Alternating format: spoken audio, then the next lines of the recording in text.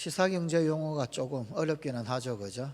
시사경제 용어 중에서 경험의 함정이라고 하는 말이 있습니다. 이 말 무슨 말이냐면 자신의 경험이 마치 모든 것인 양 경험만을 근거로 해서 판단하는 것, 이것을 말합니다. 이 경험이 쌓이면 노하우가 됩니다, 그죠? 하지만 지나치게 자신만의 경험에 의존하게 되면 결국은 선입견을 키우게 됩니다. 그래서 장기적으로 경험에만 의존하는 기업이 있다라고 하면 그 기업은 도태될 수밖에 없습니다. 기업도 경험 많은 기업이 오히려 새로운 기회를 포착하지 못하고 새로운 기회를 얻는데 더 어려움을 겪을 수 있더라라는 겁니다. 이 경험의 함정입니다. 여러분 그 사피엔스라고 하는 책 아십니까? 예루살렘 히브리 대학교의 유발 하라리 교수가 쓴 사피엔스라고 하는 책이 있죠, 그죠? 그런데 이 예루살렘 히브리 대학교 교수이면서 역사학자이기도 했던 이 유발 하라리, 그가 우리나라에 와서 강연을 했던 적이 있었습니다. 그런데 그 강연 내용 가운데서 이 유발 하라리가 이런 말을 한 적이 있습니다. 어쩌면 지금 아이들은 선생님이나 연장자에게 배운 교육 내용으로 여생을 준비하는 게 불가능한 역사상 첫 세대가 될지 모른다. 무슨 말인가 하면은 이런 말입니다. 아이들의 사회화 과정 가운데서 어른들의 경험이 그렇게 중요하지 않더라. 또 심지어는 어른들의 경험이 필요하지조차도 않게 되더라 라고 하는 의미입니다. 물론 전제가 있습니다. 이것은 세상의 변화 속도가 빠를수록 더욱더 그러합니다. 세상의 변화 속도가 워낙 빠르다 보니까 어른들의 경험이 아이들의 사회화 과정 가운데 아무런 도움이 되지가 않더라라는 겁니다. 여러분 이것은 지난 2000년 역사 동안 인류가 쌓아 올린 지식 그리고 정보 체계, 그것보다도 지난 세기, 지난 100년 동안 인류가 쌓아 올린 정보와 지식 체계가 월등히 더 많더라라는 것만 봐도 알 수가 있습니다. 아니 인류 역사 5천년, 10,000년 동안 쌓아 올린 지식, 10,000년 동안 쌓아 올린 경험, 정보, 그것보다도 불과 한 세기, 지난 한 세기에 인류는 훨씬 더 많은 지식, 훨씬 더 많은 지혜, 훨씬 더 많은 정보를 발견하고 찾았다라는 겁니다. 여러분 충격받지 마십시오. 더 심각한 것이 있습니다. 21세기, 지난 20년 동안 쌓아 올린 수많은 지식들이 있죠. 그것이 100년, 한 세계가 아니라 불과 지난 20년 동안 쌓아 올렸던 인류의 지식, 정보가 지난 2000년 동안 발견하고 쌓아왔던 지식보다도 더 많습니다. 그러니 다음 세대 이 아이들에게 뭔가를 전수해 준다. 뭐 지식이, 정보가, 경험이 별 소용이 없더라는 거예요. 이미 폐기 처분되어질 그런 거리들밖에 없더라는 겁니다. 그러니 라떼는 이러면 꼰대 소리 듣죠, 그죠? 라떼가 안 통해요. 안 통하는 사회를 이미 우리가 살아가고 있더라, 그런 말입니다. 여러분 작년에 출간된 책 중에서 로빈 호가스 그 외 몇몇 제자들이 쓴 책 중에서 경험의 함정이라고 하는 책이 있습니다. 이 경험의 함정이라고 하는 책 읽어볼 만합니다. 그런데 이 책 내용 중에 이런 내용이 있습니다. 여러분 차곡차곡 쌓인 인생 경험 있죠, 그죠? 그 차곡차곡 쌓였던 그런 어떤 경험은 우리 인생을 살아가는데 또 혹은 아니면 그 어떤 무슨 일을 하는 데 있어서 상당히 중요하죠. 도움이 된다고 여기고 중요하게 우리가 여깁니다. 하지만 경험이라고 하는 이 좋은 스승, 격언도 있죠. 경험은 좋은 스승이다. 그런데 이런 질문을 던져봐야 한다는 겁니다. 이 책에서 정말 경험이 좋은 스승인가? 이때까지는 경험은 좋은 스승이었어요. 그런데 정말 경험이 좋은 스승인가? 다시 반문을 해보라는 겁니다. 이 경험이라는 좋은 스승이 과거와 미래의 차이가 커지죠. 과거와 미래의 차이가 크면 커질수록 이 경험의 스승은 무가치해질 수 있다. 이 책은 이렇게 쓰고 있습니다. 그러면서 경험의 덫에 빠지지 말아야 한다. 경험의 덫에 빠지게 되면 그때로부터 바로 퇴락입니다. 바로. 그래서 이런 것들 역설을 하고 있어요. 여러분 한 가지 예만 더 들겠습니다. 젊은이들 세대에 있어서 부흥을 기대하기는 굉장히 요원한 시대가 되고 있죠. 한때 한국에서는 예수전도단이라고 하는 이름으로 활동을 했지만 YM이라고 하는 국제선교단체가 있습니다. 이 YM 2000년 부흥을 이끌었던 그런 시대죠, 그죠? 청년들의 수많은 어떤 찬양 그리고 또한 집회를 이끌었던 부흥 집회 아주 그냥 90년대, 2000년대 그냥 꽉꽉 들어찰 정도로 수많은 젊은이들에게 부흥을 불러일으켰던 그런 단체입니다. 그런데 이 단체가 급속도로 쇠락했죠. 열방대학이라고 하는 대학을 운영하는데 우리나라 제주도에도 있습니다만 하와이 코나에 열방대학이 있습니다. 예수전도단 혹은 아니면 YM들은 로렌 커닝함 그러면은요 아주 그냥 우리나라 CCC의 김준곤 목사님 거기에 비하는 그런 사람이죠, 그죠? 이 하와이 코나에 열방대학에 로렌 커닝함이 있기 때문에 수많은 젊은이들이 거기에 모였어요. 그러나 불과 15년 전부터 해서 쇠락의 길, 급속도로 쇠락의 길로 갔어요. 20대가 보이지 않았습니다. 나이 많은 사람들, 나이 많은 사람들만 거기 모이고요. 그런데 최근에 이 하와이 코나 열방대학이 부흥 일로를 치닫고 있습니다. 다시금 20대들이 모여들고요. 다시금 이 열방대학들이 가득 차고 있어요. 바뀐 게 없어요. 딱 하나 바뀌었어요. 뭐가 바뀌었을까요?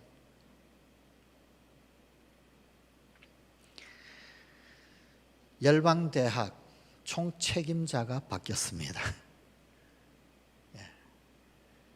지난 20세기를 이끌던 그 사람들, 그들이 한 발짝 뒤로 물러섰어요. 그리고 대학 운영, 경영, 가르치는 교수, 거기 총 지도자가 35세의 젊은 지도자가 세워졌습니다. 사람 하나 바뀌었다고 바뀔까? 근데 이상한 일이 일어났어요. 하와이 코나 열방대학에서 20대들을 볼 수가 없었는데 갑자기 20대들로 꽉꽉 들어차고 있습니다. 우리들에게 뭘 시사하는 걸까요? 전통에 매이지 말라는 겁니다. 경험을 강요하지 말라는 겁니다. 라떼는 아니요. 여러분 부흥은 절대로 경험에서 나오지 않고요. 부흥은 절대로 전통에 매여 있는 데서 나오지 않고요. 유연해야 됩니다. 20대가 교회 열방대학에 주님 앞에 벼랑 끝에 서는 헌신을 하느냐? 하더라는 거예요. 문제는 뭐냐면요. 선조들의 경험을 강요한 거예요. 그 이전 세대, 20세기의 그 세대, 그들의 피 끓는 헌신, 그들의 경험, 그들의 선교. 그런데 대혁신이 일어났어요. 그들이 이선으로 로렌 커닝ham이 이선으로 물러났어요. 그렇다고 해서 완전히 손 떼는 거 아닙니다. 그냥 중보기도 하고 뒤에서 잘한다 그러고 대신 모든 교수 그리고 모든 대학 운영, 학사 일정 운영 35세의 새로운 학장 그랬더니 20대들이 다시 꽉꽉 몰려들더라는 거예요. 여러분 너무 경험 내설고 못 되더라는 거죠. 이미 우리의 사회는 그런 사회가 아니더라라는 겁니다. 아니 오히려 지금 이 21세기는 경험의 덫에 걸려가지고 허우적거리기가 쉽고요. 경험의 함정에 빠져 있으면 기업은 도태하고 쇠락하기 쉽더란 말입니다. 경험을 버려야 합니다. 경험의 함정, 경험의 덫에서 벗어나야만 합니다. 자, 그런데 문제는 뭐냐면 우리 신앙에서 이런 경험의 함정이라고 하는 것이 있다라는 겁니다. 이게 참 오늘을 살아가고 있는 우리를 참 아프게 만드는 그런 대목입니다. 특히 신앙생활을 오래 하게 되면은 내가 믿는 믿음의 방법이 생기게 됩니다. 그러니까 내가 하나님을 섬기고 내가 믿는 어떤 그 믿음의 방법이 생기게 되는데 그것이 하나님의 전부라고 절대 착각하면 안 되는 거예요. 그거를 강요하거나 주장하면 안 된단 말입니다. 그런데 세월이 갈수록 점점점 그렇게 굳어지기가 쉬워요. 자기의 경험, 자기의 지식, 자기의 방법이 하나님 역사하시는 전부라고 그렇게 인식을 하고 있는 것, 이게 문제더라는 겁니다. 하지만 이럴 때 우리는 자기 자신도 모르게 그 사이에 대단히 하나님을 제한하는 그런 문제에 직면하게 됩니다. 초대교회 때 유대인 출신 그리스도인들, 특별히 바리새파 출신 그리스도인들이 그러했었습니다. 유대인들이 누구보다도 하나님을 잘 섬겼다 부인할 수 없는 사실입니다.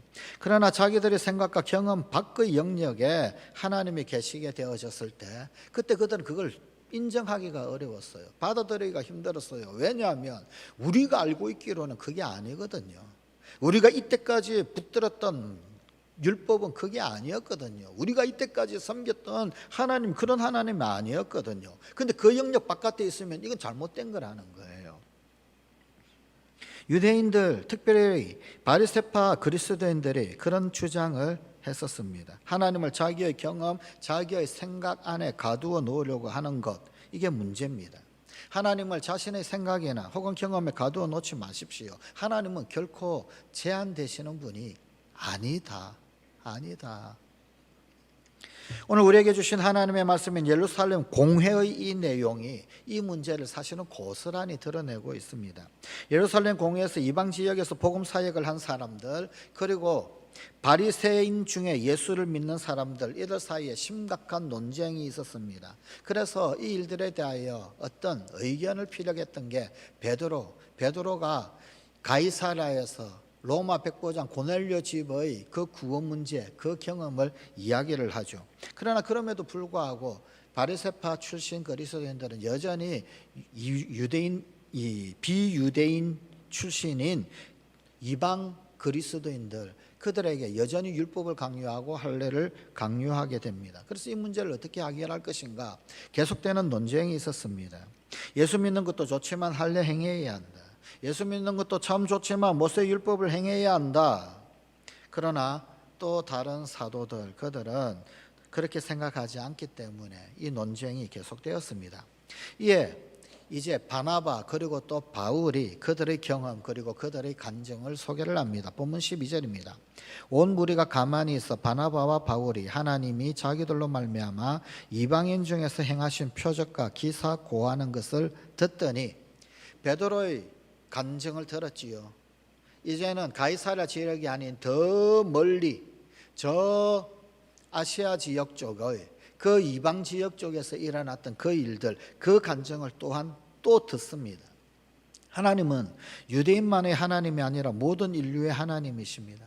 하나님은 구약의 율법을 지키고 제사를 지키는 이스라엘 백성들, 그들을 통해서도 영광을 받으셨습니다. 하지만 전혀 제사를 모르는 이방인들, 그들에게도 하나님은 역사하셨더라라는 그 간정, 경험이었습니다. 이렇게 바나바와 바울의 간정이 있고 난 이후에 예루살렘 공회의 회장격이었던 야고보가 결론을 짓습니다. 여기 예루살렘 공회의 의장 야고보는 예수님 육신의 동생 야고보입니다. 이 야고보를 갈라디아서 2장 9절은 기둥같이 여기는 야고보라고 소개를 하고 있습니다. 이 야고보는 초대교회의 기둥으로 인정받던 사람. 아마도 그들은 처음에는 그 역시 예수님을 메시아로 인정하기가 어려웠을 것입니다. 그러나 형님, 그 형님을 거절하여야 거절할 수 없고 거부할래야 거부할 수 없는 메시아로 인정하게 되었을 겁니다. 아마도 예수님 육신의 어머니 마리아가 예수님이 십자가에 못 박혀 돌아가시도록 그냥 무방비로 내어드릴 수밖에 없었던 것처럼, 어쩌면 한마디 아니라고, 저 예수는 내 아들이라고, 하나님의 아들이 아니라고 엄마인 내가 잘한다고 한마디 거들면 되잖아요. 그럼에도 불구하고 십자가에 달려 돌아가시는 그 예수님 앞에 마리아는 그 말을 하지를 못합니다. 왜요? 예수님이 메시아인 걸 아니까, 거부할 수가 없으니까. 하나님의 아들이다라는 것을 마리아보다도 더 정확하게 잘 아는 사람이 누가 있겠습니까? 마리아는 아무 말 못하는 거예요. 거짓말을 해서라도 아들 살리고 싶은 게 엄마의 인지상정 아닐까요? 어떻게 해서든지 아들 살리고 싶은 게 엄마의 마음 아닐까요? 그런데 마리아는 아무 말을 못해요. 아무 말을 할 수가 없어요. 왜요? 예수님이 하나님의 아들이니까. 야고보도 똑같습니다. 거절하려야 거절할 수가 없었어요. 결국 그는 예루살렘 공회, 그리고 또 초대 교회의 모든 공회의 수장, 오늘날로 따지면 총회장쯤 될까요? 수장이 됩니다. 회장이 됩니다. 이 야고보의 결론 내용이 오늘 본문 14절 15절입니다. 하나님이 처음으로 이방인 중에서 자기 이름을 위할 백성을 취하시려고 그들을 돌보신 것을 시므온이 말하였으니 선지자들의 말씀이 이와 일치하도다. 기록된 바. 자, 이 짤막한 내용, 이 내용의 주요 내용은 사실은 두 가지입니다. 첫째는 하나님이 이방인을 부르시는 사건에 대해서 이야기를 하고 있습니다. 이방인은 절대로 하나님을 믿을 수 없다, 그렇게 생각을 했었습니다. 할례도 받지 않았던 그들, 그런데 그들에게 성령이 임하고 예수 그리스도의 구원이 임하고 기적이 임한 이 사건이 시몬, 다시 말하면 베드로, 이 베드로를 통해서 보고가 되었다라는 겁니다. 주님은 베드로에게 이 일을 가르쳐 주시기 위해서 환상을, 그것도 3번씩이나 보여주셨습니다. 요빠 있을 때 환상을 막 보여주신 거예요. 그것이 바로 가이사랴의 로마 백부장 고넬료 집에서 있었던 그 일 아닙니까? 그거를 이야기하는 거예요. 시몬도 베드로도 그러했었다. 우리는 이런 일이 전혀 일어날 수 없는 일이라고 생각했는데 할례도 받지 않았던 그들에게 성령이 임하고 예수 믿는 구원이 임하게 되더라. 그리고 이 일에 베드로가 쓰였다. 이미 보고가 있었다. 이미 사례가 있었다. 이방인들이 예수 그리스도를 영접하고 성령 받은 일은 사람이 만든 사건이 아니라 하나님께서 구원의 예언과 그 구약의 예언 그리고 약속대로 응답하시고 성취하신 사건이더라. 그리고 그것이 지금 이 세대에 그 구약에 기록되어진 이 일들이 지금 제자들을 통해서 일어나고 있다라는 것입니다. 둘째는 뭐냐면, 그러나 하나님께서 하시려고 하는 이 일은 무작정 예고 없이 하나님이 즉흥적으로 하시는 것이 아니다. 구약의 예언자들의 예언대로 이루어진 것이다. 이방인들이 복음을 받고 구원의 반열에 소속되는 것이 무작정 일어난 일이 아니라는 거예요. 이미 구약의 예언대로 말씀대로 성취가 되는 것이다 라는 겁니다. 선지자들의 말씀이 이와 일치하도다. 예루살렘 공에서 베드로가 말한 것은 자기의 개인적인 경험이었습니다. 또 그 이후에 바나바와 바울 역시 그들의 아시아에서의 간증, 아시아에서의 경험을 고백을 했습니다. 그러나 이거 역시 개인적으로 경험한 체험이지요. 하지만 그것은 사실이었습니다. 그런데 이 사실이 놀랍도록 일치한 거예요. 베드로의 경험과 그리고 바나바, 바울의 경험이 놀랍도록 일치하는 거예요. 하지만 신앙을 결정할 때 결코 경험 혹은 아니면 환상을 가지고 결정하지 않는다라는 것입니다. 여기 아주 중요한 대목이 하나 있는데 그것은 뭐냐면 성경에 뭐라고 되어 있느냐. 야고보가 이걸 봤다라는 거예요. 구약 성경에 이것을 뭐라고 이야기하고 있는가. 그 구약 예언과 일치, 다시 말하면 그 말씀과 이 사건은 부합하는 사건이더라, 일치하더라. 이것 때문에 결정을 내리는 겁니다. 이것 때문에 결론을 내리고 있더라라는 것입니다. 구약의 아모스나 혹은 아니면 예레미야 선지자들을 그들을 통해서 예언하신 말씀, 그런데 예언하신 그 말씀이 바로 바울과 바나바를 통해서 이루어졌던 그 현장의 사건, 그리고 그 아모스와 예레미야를 통해서 그 이방인들에게 성령이 부어진다라는 그 사실, 이 역시 베드로를 통해서 베드로가 경험한 그 모든 내용과 놀랍게도 일치하고 있더라라는 것입니다. 이 야고보가 말하고 있는 구약의 메시지가 아모스 9장 11절 12절입니다. 아모스 9장 11절 12절의 이 말씀을 오늘 본문 16절 17절에 이렇게 인용을 하고 있습니다. 이후에 내가 돌아와서 다윗의 무너진 장막을 다시 지으며 그 퇴락한 것을 다시 지어 일으키리니 이는 그 남은 사람들, 유대인 중에 남은 자들, 내 이름으로 일컬음을 받는 모든 이방인들, 유대인들의 남은 자들뿐만 아니라 내 이름으로 일컬음을 받는 모든 이방인들로 주를 찾게 하려 함이라 하셨으니, 즉 예부터 이것을 알게 하시는 주의 말씀이라 함과 같으니라. 아모스서 거기에는 이것을 하나님의 일이다 이것이 라고 말씀을 하고 있습니다. 이 말씀에 근거해서, 말씀에 분명히 그렇게 말씀하고 있으니 말씀에 근거해서 야고보는 이제 교회를 대표해서 결정을 내린 것입니다. 그렇습니다. 우리의 경험 중요합니다. 우리의 환상 필요합니다. 하나님은 때때로 환상을 보여주십니다.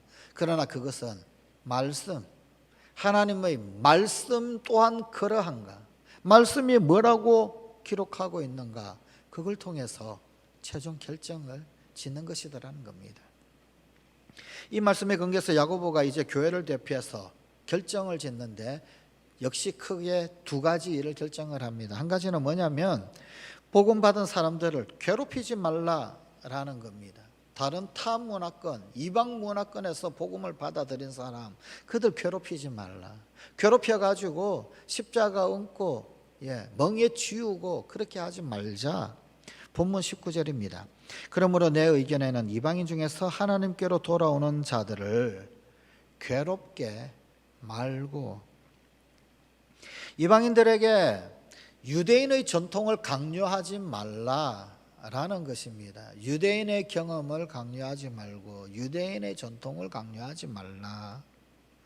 이스라엘 백성들이 지켜왔던 교리를 강요하지 말라라는 것입니다. 할례를 강요하지 말라라는 것입니다. 우리가 하나님의 마음을 제대로 읽지 못하게 되면 하나님의 일을 방해할 수가 있습니다. 하나님의 일을 하는 사람, 그를 괴롭힐 수도 있습니다. 하나님의 일에 예비된 사람을 괴롭히게 되기 쉽습니다. 스스로 조심해야 합니다. 그러지 않도록. 예수를 주지 아니하고 다른 것을 주게 됩니다. 예수를 줘야 되는데 예수 말고 뭐 할례를 주고 있고 율법을 주고 있으니 뭐가 되겠습니까? 율법을 계속 강요하면 예수 안 믿습니다. 우리는 윤리가 아니라 복음을 전하고 복음을 들어야 합니다. 이것을 베드로의 표현으로는 내 조상도 너도 하지 못했던 능히 매지 못하는 멍에를 이방인에게 매게 하는 것과 똑같은 것이다, 이런 말입니다. 야, 너도 멍에 못 매면서 왜 이 멍에를 이방인들에게 지우냐? 베드로의 표현은 이런 표현입니다. 은혜 받는다. 여러분, 은혜 받는다라고 하는 것이 도대체 뭘까요? 내 소원대로 다 되고 내 생각대로 척척 다 되는 것, 이것이 은혜 받는 것일까요? 아닙니다. 내가 깨어지고 내가 포기되는 것, 그게 은혜입니다. 그게 은혜의 본질 아닙니까? 내 생각이 틀렸구나, 이것 깨닫는 것입니다. 내 주장대로 되는구나, 이게 아니고 내가 잘못됐구나, 내 생각들이 어리석었구나, 이것 깨닫는 겁니다. 이게 깨달아지면 이것만큼 기가 막힌 은혜가 없습니다. 이게 은혜 아닙니까? 내가 아니라 하나님이 옳습니다. 이것이 은혜 받은 자의 진정한 고백입니다. 두 번째, 이 야고보의 결론은 이것입니다. 구원받은 것으로 다 끝나느냐? 아니다. 구원받은 자에게는 구원받은 자의 생활이 있다라는 것입니다. 그것이 본문 20절 21절입니다. 다만 우상의 더러운 것과 음행과 목매어 죽인 것과 피를 멀리하라고 편지하는 것이 가하니 이는 예로부터 각 성에서 모세를 전하는 자가 있어 안식일마다 회당에서 그거를 읽음이니라 하더라. 구원의 조건은 아니지만 그러나 구원받은 자가 살아가는 삶, 그 삶의 방편 있더라라는 것입니다. 구원은 예수 그리스도를 믿음으로 얻어지는 것이지 내가 윤리적으로 도덕적으로 어떤 선한 일을 행해서 얻는 것이 결코 아닙니다. 그러나 이제 구원을 받고 보니까 구원받은 자의 생활은 있더라라는 것입니다. 옛날에 거지로 살았을 때 거지의 문화가 있습니다. 깡통 들고 돌아다니는 것. 그러나 거지가 왕자가 되어졌어요. 그러면은요, 그때는 왕자의 생활이 있더라는 거예요. 거지와 왕자 이야기 아시죠? 예. 아무리 거지를 왕궁에다가 살려놓으면 뭘 합니까? 거지 때 행세 똑같이 하고 있는데 거지가 왕자가 되었으면 왕중역법을 지켜나가는 것이고, 그죠? 깡통 이제 버리는 것이고, 왕자의 문화가 있더라는 거예요. 도둑으로 살 때는 도둑의 문화가 있죠. 사기꾼의 문화가 있습니다. 깡패의 문화가 있습니다. 세상의 문화가 다 있습니다. 그러나 예수 믿고 나니까 깡패의 문화를 더 이상 가질 수 없고, 그죠? 술, 담배 문화를 더 이상 가질 수 없더라. 그런 겁니다. 이제는 하나님의 자녀답게 천국 백성답게 살아가는 그런 사람으로 변하게 되는 것입니다. 행함으로 구원받는 것 아니다. 예수를 믿음으로 구원받는 것 분명하다. 그러나 네가 예수 그리스도를 주로 믿으면, 그렇게 되면 예수 그리스도를 주로 믿은 구원받은 자의 삶이 있다, 이 이야기입니다. 그럼 그리스도인의 삶이 도대체 뭐냐라는 겁니다. 첫째가 우상 숭배에 사용되었던 재물, 음식, 그리고 또 그런 물건들을 다 멀리하라라는 겁니다. 사실은 이 이방인들에게 금했던 이 모든 것들이 다 사실은 알고 보면 우상 숭배와 관련이 있습니다. 그런데 가장 첫 번째로 우상 숭배와 관련된 그 모든 것들을 금하라. 쉽게 하면 옛날에 섬기던 우상 문화, 그것들 전부 다 멀리하라, 끊어라, 그런 이야기입니다. 왜냐하면 그 우상 숭배의 문화 그 문화 속에 있다 보면은 또 하나님을 멀리하고 우상을 따르게 되더라라는 겁니다. 다시 우상 숭배로 돌아가기 쉽게 되더라. 그렇기 때문에 영적으로 위협을 당하기 때문에 금하라라는 겁니다. 내가 예수 믿기 전에 섬기던 그 우상 숭배에서, 또 우상 숭배의 그 문화에서 빠져나와야 합니다. 두 번째, 음행에서 빠져나오라. 그런데 이 음행의 문제 역시 사실은 1세기 초대교회 때는 사실은 역시 이 음행의 문제 역시 우상 숭배와 관련이 있었습니다. 신전에서 이 섬기는 신전 성녀, 신녀 뭐 이런 사람들 있죠, 그죠? 그런데 이들이 음행을 했었어요. 음행을 통해서 어떤 신전을 지켜나가는 그런 어떤 문화들이 있었습니다. 그런 부분들, 그렇게 해서 음행 그 자체도 사실은 문제지만, 그러나 이것과 결부되어져서 또 신전에서 신전 숭상을 하는 그런 문화하고 또 묘하게 연결이 되어져 있는 거예요. 끊어야 된다는 겁니다. 우상 숭배가 있는 곳에 꼭 음행이 있었습니다. 그 음행 속에서 어떤 황홀경 가운데서 신탁을 전하고 이루고 그러고 있거든요. 그러니 음행을 하게 되면 우상 숭배하게 되는 것이다. 음행을 멀리하라라는 겁니다. 세 번째는 뭐냐면요, 목매어 죽은 것, 그 다음에 피 먹는 것, 이거를 금하라라는 겁니다. 먹는 부분에 있어서 절제가 필요하다라는 겁니다. 그런데 이 역시 마찬가지, 이것도 또 묘하게 우상 숭배와 결부되어져 있는 부분이 있습니다. 피의 제사 들어보셨나요? 물론 우리 주 예수 그리스도께서 십자가에 달려 보혈 흘리셔서 우리를 구원하신 것, 이것도 뭐 피제사라고 이야기하기도 합니다. 그런데 이 이방의 우상 숭배 문화 가운데서 피의 제사, 특별히 사람의 어떤 그런 어떤 몸을 끌고 가면서 자신을 학대하면서, 사실은 이 음행과 좀 반대 방향에 있는 거죠, 그죠? 한쪽이 쾌락 쪽이라고 한다면 한쪽은 고행 쪽이에요. 금욕적인 거죠. 그죠? 스스로를 괴롭게 만들면서 몸을 끌어가면서 피를 내어가면서 그 피의 모양새를 보면서 또 신탁을 내리기도 하는 거예요. 이 음식도 음식이지만, 이 정결한 음식, 깨끗한 음식을 먹으라라고 하는 의미도 있지만, 그러나 또 그 뒷이면에 또 묘하게 이게 목매어 죽인 것 혹은 아니면 핏째 먹는 것, 이 부분들에 있어서도 묘하게 결부되어져 있는 부분들도 사실은 있었더란 말입니다. 이거를 다 금하라라는 겁니다. 자, 이런 내용들을 결정을 하고 그들은 바울과 바나바뿐만 아니라 두 사람을 더 선택을 합니다. 이제 결정되어졌으니까 이 결정되어진 내용들을 이방의 그 교회에다가 알려야 되잖아요. 안디옥 교회에 알려야 되잖아요. 그렇게 안디옥 교회에 네 사람을 보내면서 편지, 글로 분명하게 확인해서 공정을 해서 붙입니다. 편지는 공정의 의미가 있는 거예요. 이런 결론 땅땅땅의 이야기가 있다라는 겁니다. 그게 본문 23절입니다. 그 편에 편지를 붙여 이르되 사도와 장로된 형제들은 안디옥과 수레아와 길리기아에 있는 이방인 형제들에게 문안하노라. 편지를 붙였어요. 그리고 27절입니다.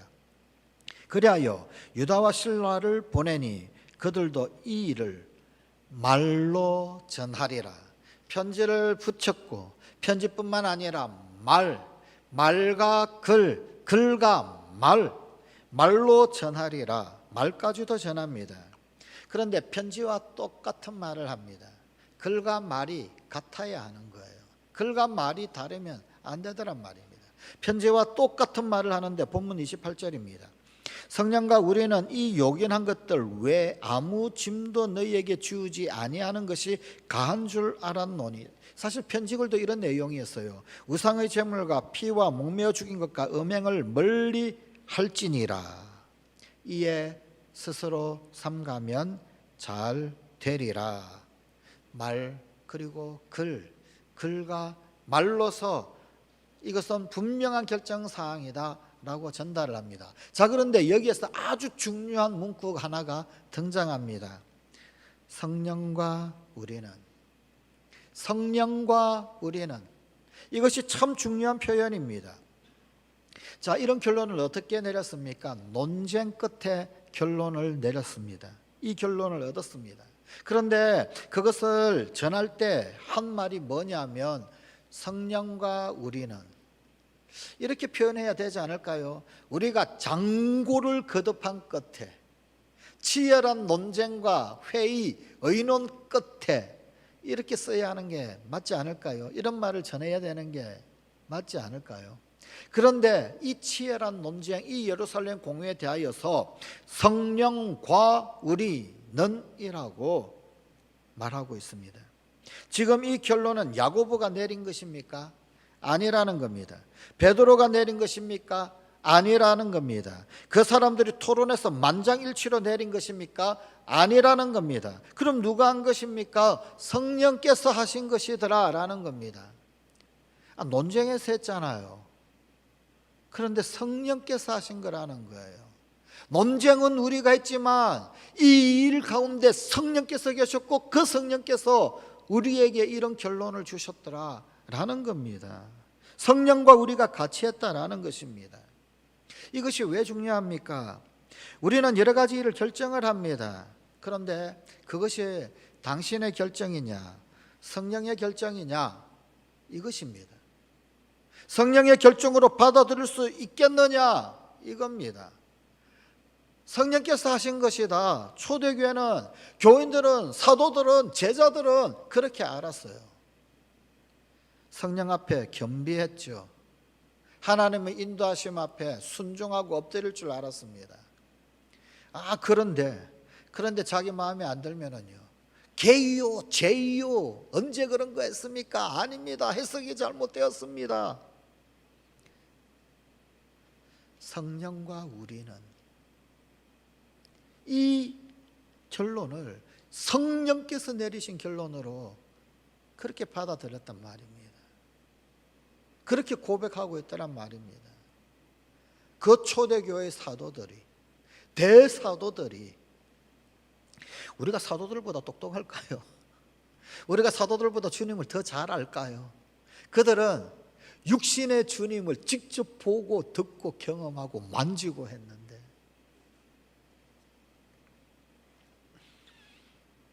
분명히 이 사람들은 자기들 논쟁을 했습니다. 토론을 했습니다. 그리고서는 결론을 내릴 때 내가 한 것이 아니라, 우리만 한 것이 아니라 성령님이 한 것이다. 성령님이 우리와 함께 결정한 것이다 라고 하는 것입니다. 초대교회 성도들은 성령님의 인도하심을 받았습니다. 성령님의 음성을 들었고 성령님과 함께 동행했던 사람들입니다. 그게 사도행전이잖아요. 그래서 사도행전을 다른 말로 성령행전이라고 하지 않습니까? 그런데 그 가운데 회의도 있었고 논쟁도 있었다라는 말입니다. 그 회의와 그 논쟁 가운데 성령의 역사가 있고 성령의 인도하심이 있었다라는 겁니다. 베드로전서 4장 7절부터 11절에는 아주 귀한 말씀이 나옵니다. 만물의 마지막에 가까웠으니 그러므로 너희는 정신을 차리고, 정신 똑바로 차려라. 몽롱해서는 안 됩니다. 정신을 차리고 근신하여 기도하라. 기도는 정신 똑바로 차리고 하는 겁니다. 비몽사몽간에 하는 게 아니고요. 무엇보다도 열심히 서로 사랑할지니 사랑은 허다한 죄를 덮느니라. 서로 대접하기를 원망 없이 하고 각각 은사를 받은 대로 하나님의 각양 은혜를 맡은 선한 청지기 같이 서로 봉사하라. 만일 누가 말하려면 하나님의 말씀을 하는 것 같이 하고, 내 말하는 게 아니고요, 내 기분 따라 내 감정 따라 말하는 것 아니고 하나님의 말씀하는 것 같이 하고, 누가 봉사하려면 하나님의 공급하시는 힘으로 하는 것 같이 하라. 내 재능, 내가 잘하니까, 내가 뛰어나니까, 내가 돋보이니까, 내 특기니까, 혹은 내 기분 따라 내 감정 따라 하는 것 아니고 하나님이 하시는 것, 하나님이 공급하시는 힘으로 하는 것, 그렇게 봉사하라. 이는 범사에 예수 그리스도로 말미암아 하나님이 영광을 받으시게 하려 함이니 그에게 영광과 권능이 세세 무궁토록 있느니라. 성령님의 생각이 곧 내 생각이고 내 생각이 성령님의 생각이 되는 그런 삶이 되어야겠다라는 것입니다. 그러려면 어떻게 해야 될까요? 어떻게 해야 우리가 하나님의 마음을, 성령님의 의중을, 그 생각을 똑바로 제대로 잘 알 수 있을까요? 성령님의 뜻은, 하나님의 의중은 결국 말씀에 다 나와 있죠. 그래서 야고보도 하나님의 말씀 가운데서 그 결론을 찾았지 않습니까? 결국 하나님 말씀을 알아야 합니다. 하나님 말씀의 뜻을 알아야 합니다. 말씀을 많이 읽고 묵상해야 합니다. 말씀이 가득 차 있어야 합니다.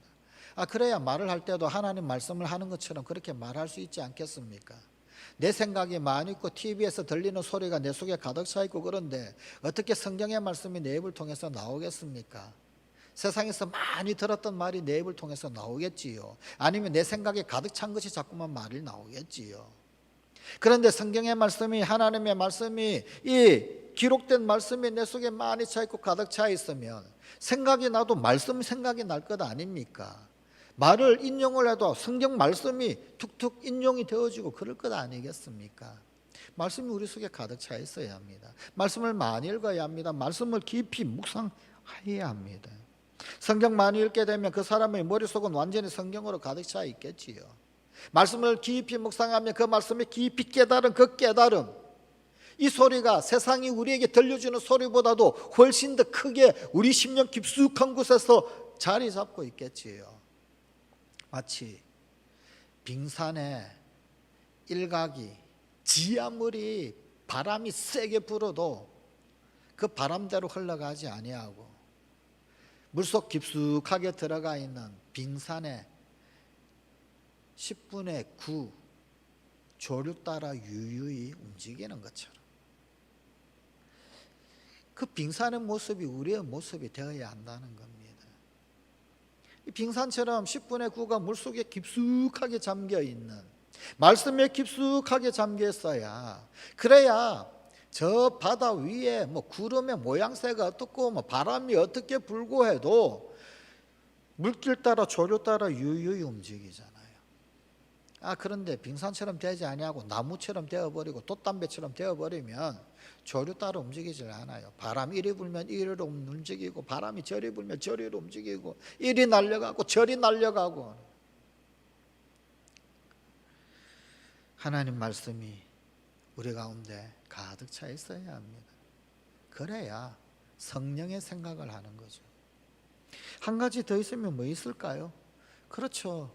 성령은 결국은 기도로 우리와 교통하시는 분 아니십니까? 기도 많이 해야 합니다. 기도 많이 하고 그러면은 기도 가운데 알려주시고 깨닫게 되어지는 그대로 순종하는 것, 그것이 성령을 따라 사는 사람이죠. 기도하고 욕심대로 따라 사는 것, 그 기도는 헛것. 기도는 왜 할까요? 하나님 뭐라고 하시는가 듣기 위해서 하는 거 아닙니까? 성령님 뭐라고 말씀하시는가 듣기 위해서 하는 것 아닙니까?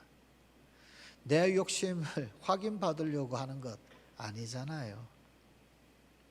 기도 많이 하고 순종하는 사람, 그 사람 속에 성령님의 생각이 끊임없이 머물고 있는 겁니다. 왜요? 성령님은요, 우리에게 알게 하시고 깨닫게 하시고 가르쳐 주시는 분이 성령님이시잖아요.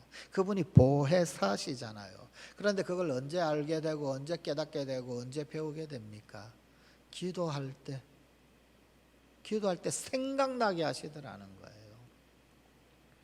누구 말을 들을 거냐? 누구 말을 많이 들으면 좋을까요? 여러분, 성경 말씀 깊이 묵상하는 사람 말을 들으십시오. 세상의 지식 해박 사람 말을 듣는 게 아니라 누구의 말을 들을까요? 하나님이 말씀하시는 그 말씀하는 사람, 그 말을 들어야 되지 않겠습니까? 달콤한 유혹의 소리에 이리저리 우리의 귀를 유쾌하게 만드는 그 소리에 이리저리 듣는 것이 아니라 어떤 사람의 충고를 받아들여야 할까요? 기도 많이 하는 사람 충고를 듣는 게 유익하지 않을까요? 기도하고 말하는 사람. 지난 주간에 어떤 요청을 받은 것이 하나 있습니다. 대답을 못 해줬어요. 아직까지 기도하고 있습니다. 여러분, 기도하고 생각하고 기도하고 결정하고 그래야 되는 거 아닐까요? 나이가 많고 적고 상관이 없습니다. 예. 여러분, 경험의 함정, 경험의 덫, 우리를 올가미 낼 수도 있어요. 현대사회는 더더욱 그렇습니다. 앞으로는 더 그럴런지도 모릅니다. 나이 어리고 혹은 아니면 연륜이 많고 상관없어요. 예. 경험이 좋은 스승이 아니고요, 검증된 경험, 바른 경험이 좋은 스승인 거거든요. 기도 많이 하는 사람의 말을 잘 들으십시다. 그게 맞는 거 아닐까요? 그 속에 하나님의 메시지가 있을 가능성이 더 높지 않을까요? 기도 안 하는 사람의 말에 하나님의 메시지가 담길까요? 기도하는 사람의 말에 하나님의 메시지가 담길까요?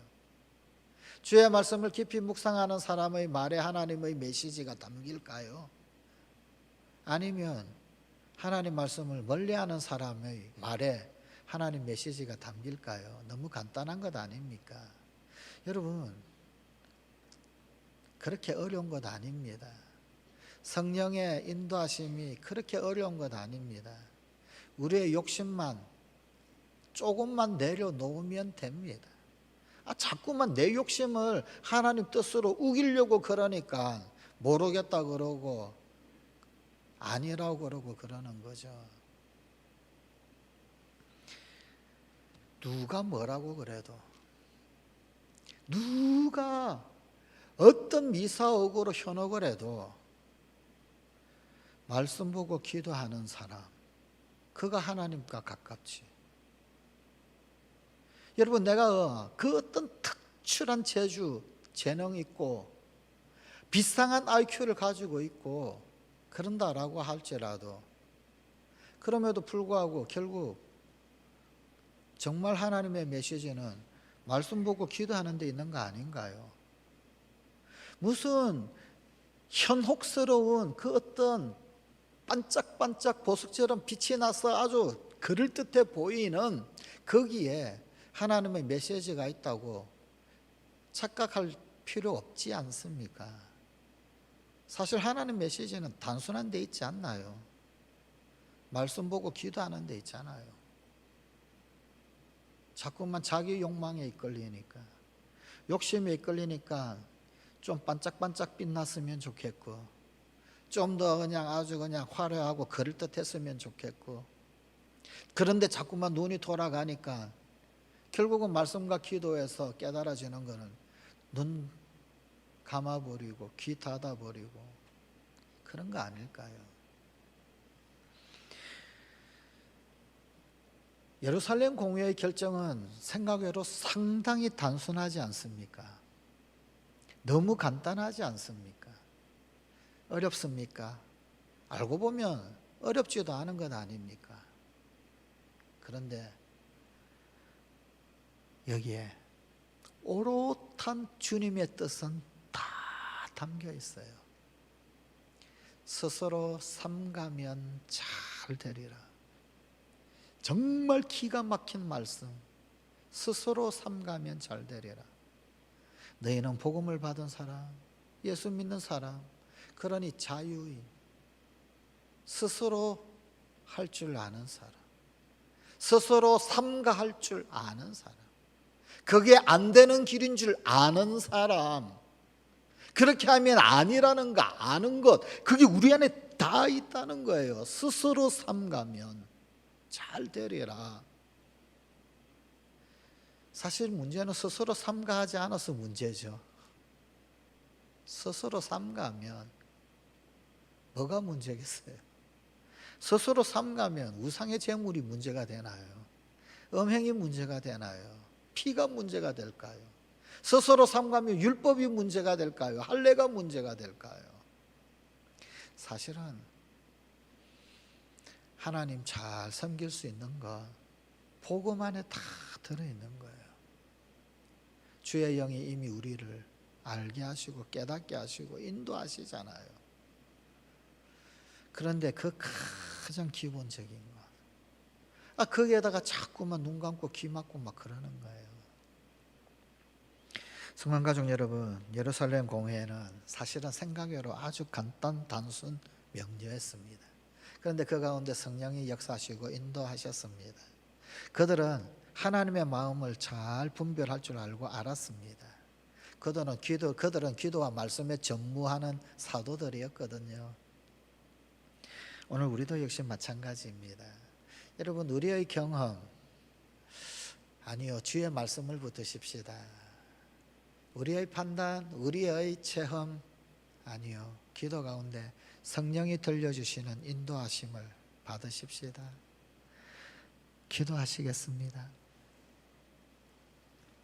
하나님, 성령과 우리가 무엇이 간데 성령의 일을 할 줄 아는 자 되고, 우리가 무엇이 간데 성령의 말, 성령의 생각, 성령의 뜻을 분별할 줄 아는 자 되고, 우리가 무엇이 간데 우리가 생각하고 의논하는 그 모든 결정들 가운데 성령께서 역사하시는지요. 오늘도 그 성령의 인도함, 그 성령의 역사하는, 그 성령과 동행하는, 성령과 우리는에 있는 우리 사랑하는 모든 성관 가족들 다 되게 하여 주시옵소서. 우리 주 예수님 이름으로 기도드리옵나이다. 아멘.